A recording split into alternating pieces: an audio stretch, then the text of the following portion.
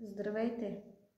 Днес искам да си поговорим за капана на отлагането. Днес не можем да направим това, защото айде ще започнем в понеделник. Днес не е подходящия ден, защото нямам пари. Или когато спечеля пари, ще започна да правя бизнес. Айде от следващата седмица, от следващия месец ще започна. Усещам една позната спирачка. Не е липса на идеи, защото ги имаме в изобилие. Това ще направим, другото ще направим, третото. Усеща се едно постоянно, чакай, първо трябва да мине това и после ще започна. Ама сега в момента трябва да се платят тока и тогава ще видя какво.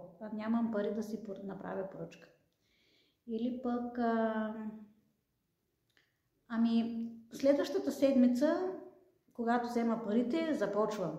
Ама не ти трябват пари, за да публикуваш едно видео да направиш и да публикуваш един продукт или нещо подобно, примерно във Фейсбука. Или в Инстаграм, или каквото и да било. Това е капанът на отлагането, който често идва, защото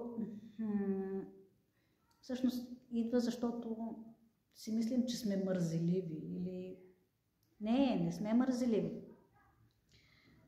Носим много отговорности и умът не търси удобния момент. Всъщност, ни е страх да не се провалим. И така подсъзнателно протакаме, за да не се сблъскаме с страха. Искаме всичко да е правилно, подредено, завършено, преди да го започнем. И наистина, удобният момент е почти никога не идва, защото има нещо, което трябва да довършим, нещо трябва да направим, нещо трябва да приготвим, нещо трябва да оформим, нещо трябва да доогледаме и така нататък.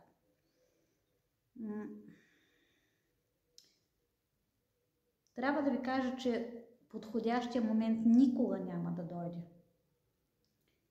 Ние си го създаваме тогава, когато направим първата крачка. Това е важното. Една проста стратегия работи за много предприемачи, сега ще я споделя с вас. Казва се, първата крачка, която трябва да направим е микростарт.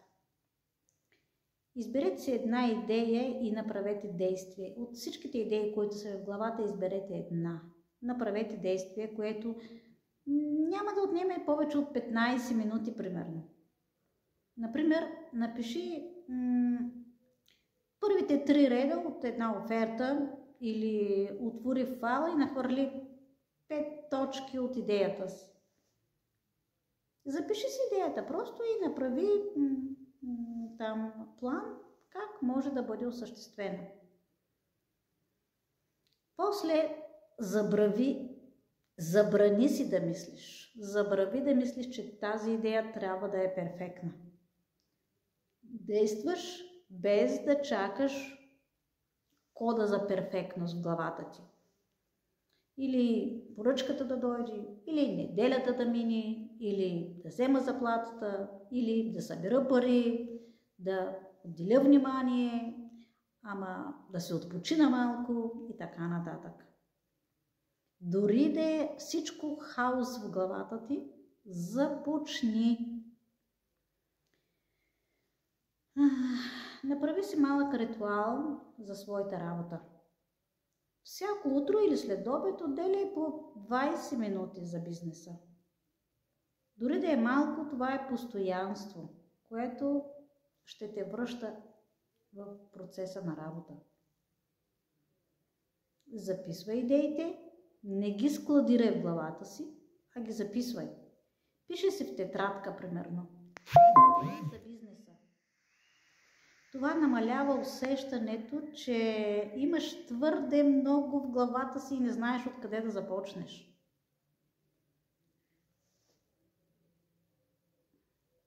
Трябва да знаеш едно. Дори най-успешните бизнеси често тръгват от нищото. Нещо недовършено, нещо, което не е перфектно, нещо, което е полузабравено, полунаправено, е така на крак измислено. Някога, в повечето случаи, най-успешните бизнеси започват оттам.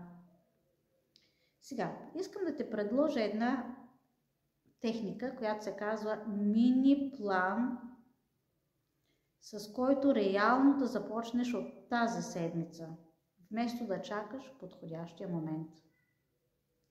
Проследи следващото видео. Благодаря ви!